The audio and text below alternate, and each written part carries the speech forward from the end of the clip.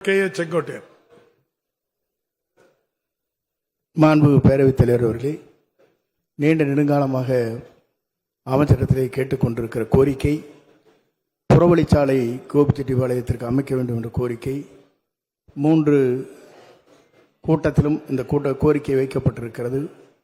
பொதுமக்களுடைய நலன் கருதி அங்கே இட நெருக்கடி ஏற்படுகிற காரணத்தின் அடிப்படையில் இதை மீண்டும் பரிசீலித்து புறவழிச்சாலை அமைப்பதற்கு அரசு முன்வருமா என்பதை உங்கள் மூலம் அறிய விரும்புகிறேன். மாண்புமிகு அமைச்சர் அவர்கள். மாண்புமிகு பேரவைத் தலைவர்களே, நம்முடைய சட்டமன்ற உறுப்பினர் செங்கோட்டையன் அவர்கள் தொடர்ந்து சட்டமன்றத்திலே ஏற்கனவே ஒரு முறைக்கு பல முறை வலியுறுத்தியிருக்கிறார்கள். அந்த அடிப்படையில் தான் இப்பொழுது டிஐபிஆர் தயாரிக்கின்ற பணியில் ஈடுபட்டிருக்கிறார்கள்.